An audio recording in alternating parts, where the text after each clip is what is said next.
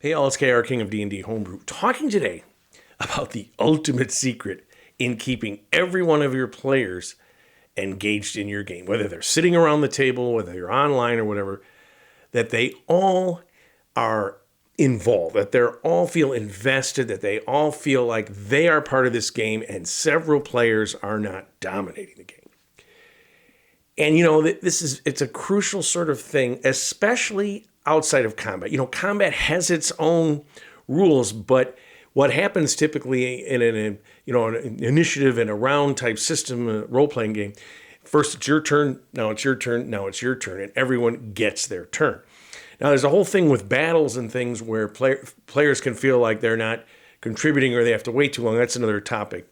But for today, what I'm going to talk about are social encounters and exploration to make sure that your players feel like not only they're contributing, but they're part of what is happening. And I think the secret to this is actually use the player's role within the overall structure of a role-playing game, in a mechanistic sense, and turning that into critical parts of your story, your history, and everything about your world. This works the best in a homebrewed game because you're building this world. You've built a lot of it beforehand, but now it's being built on the activities of the players, but as I say, in the way they fit into the structure. So the first thing I'm going to talk about is the player backgrounds. Whatever your system is, they were doing something in the world before they started playing in the game. And you take that background and you think about ways to incorporate that into the storylines to develop, into the exploration activities, into the situations that they find themselves in, so that the players have an investment in that situation. Now, and again, it depends on what system you're playing, how developed these backgrounds are.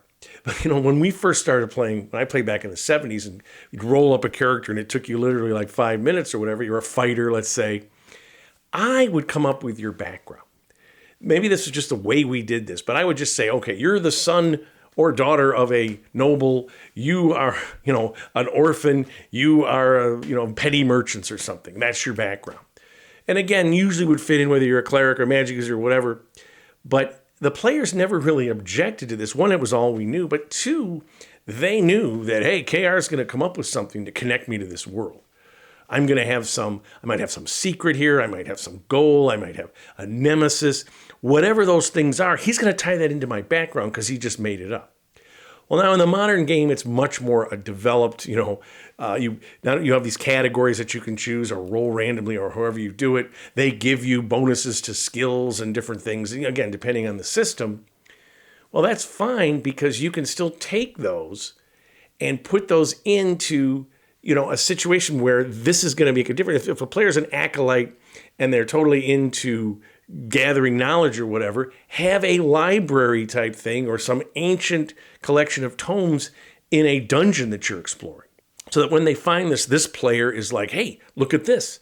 And then make it specific or at least related to something that they are interested in based on this background. So, for example, if the player has a soldier background, they're a fighter, you can have a social encounter with soldiers of some army with ranks and insignia and whatnot, so that this player, when they're having a social encounter, knows something about this. They talk on their own, but you've given them that, and these other players respond to them as an ex-soldier when they say something, I was in this military unit and I fought in this battle or however it was. Oh, okay, they have a connection here, and the player can decide whether are they saying what's true, what's the history of this outfit or this army unit or whatever that they're talking about. Is that something? Again, if they know it, yes, that's a famous dragoons brigade that performed very admirably in a battle, or were cowards or something. And it gives them a personal investment. So you're creating storylines and situations to keep them involved in the game. Because with exploration activities and social encounters, you will often have players that dominate. They love to explore, they love to go and ask questions and want to see this and want to see that, or they talk to these people. Sometimes they're a character class that's the face of the group, but oftentimes it's just those players that want to do that. You have other players that'll hang back. Now, you may say, well, these are the players that want to, they love the social encounters and they love the exploration. The other players don't. Well, that's I don't want to force this on them. Well, you'd be surprised that players sometimes feel like, I'm not good at that. This person is. I don't want to do that. As opposed to when the non-player character in a social thinks, you're a soldier. I was a soldier too. They're not paying any attention to the bard or whatever, the cleric or the wizard, whoever this character is that likes to really dominate in these social encounters. Suddenly they're asking them questions about your military service because they have this background that links it to that. And this can occur in exploration, how you set up your lost temples or your puzzles or whatever. Think about the backgrounds of the players when you're doing this. Because even if they don't really pay that much attention to their background, it's specific to them and they're going to answer to this. For some reason, maybe they just pick these, players that are optimizing and I only pick backgrounds based on I want these skills or, these advantages. Okay. But still, it connects them to the story.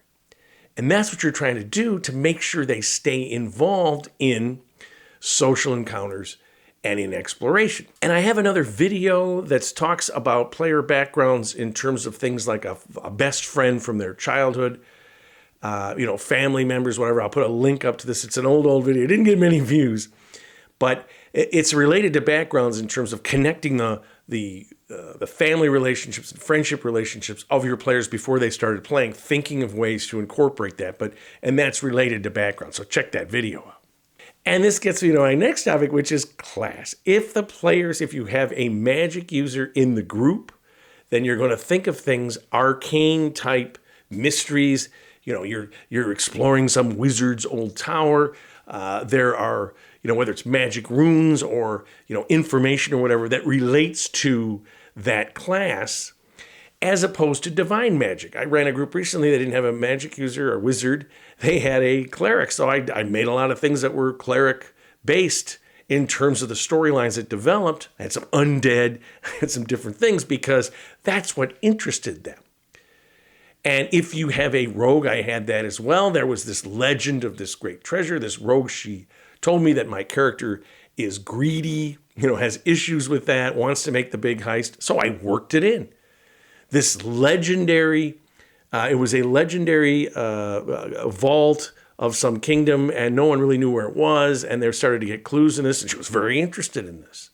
And she started really role-playing. Because it isn't just, we have a bunch of marshals in the group, let's have battles and stuff. It's also, we have marshals in the group that have interest in, some weapon play, some, armor that is legendary and hidden away or talked about or whatever.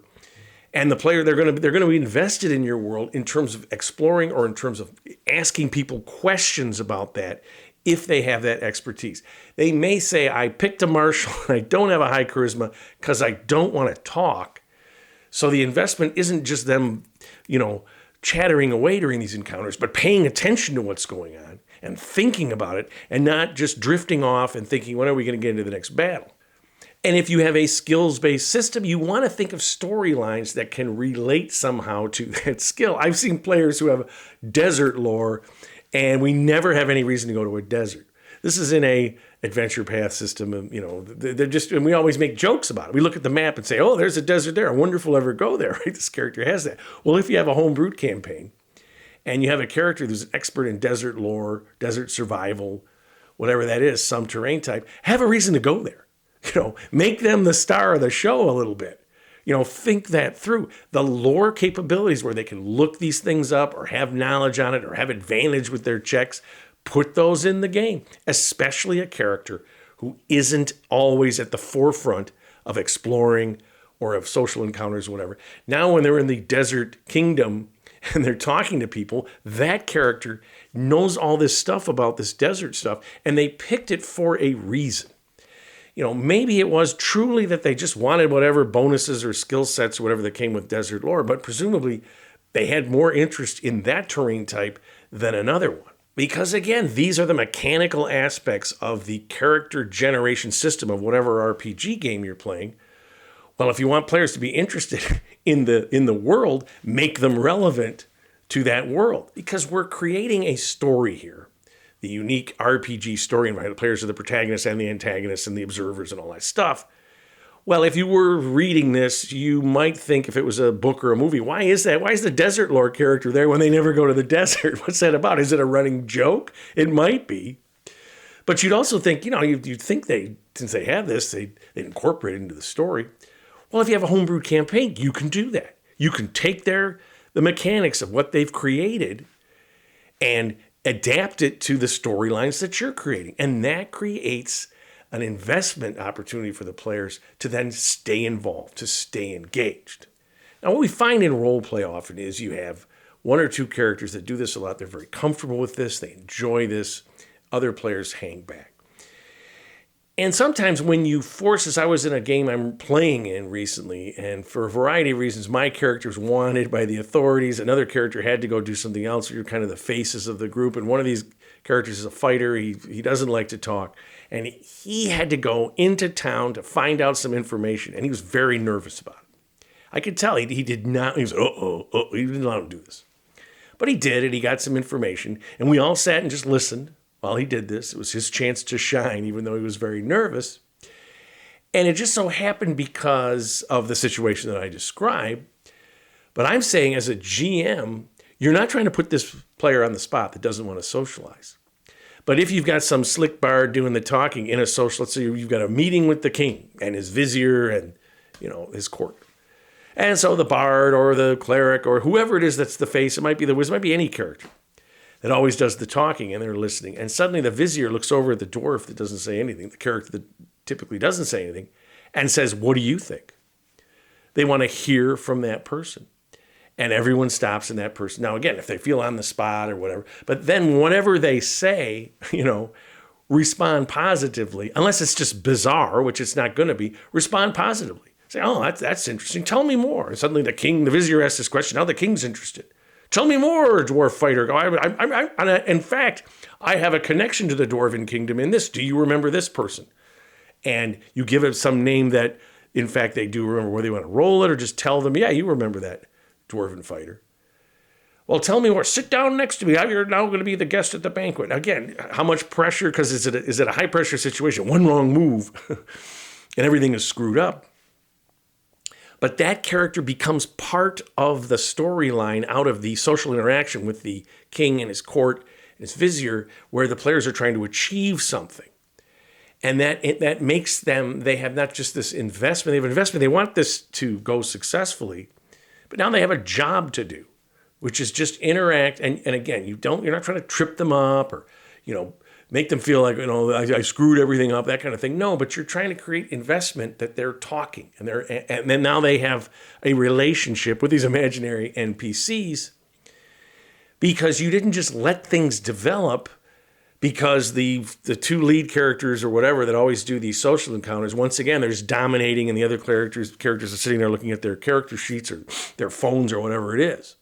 And then the final secret is as you go through the campaign and the players develop their characters, think of ways to increase their investment in the world. Literally, if they get gold, treasure, and things to invest in, whether it's a tavern or a trading vessel or something else, a stronghold, and all those kind of things, the classical things, but also just their exploration activities, their interest. I want to go this area or that. Think of ways that the investment connects to how their character is developing. It depends on your system. If it's a skill-based system, what skills are they increasing?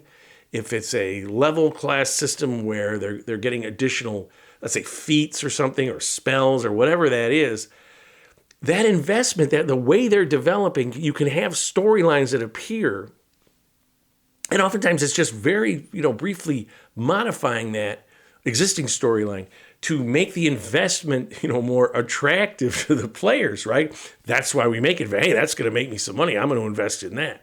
This one, I just don't understand that. I don't want to invest in that.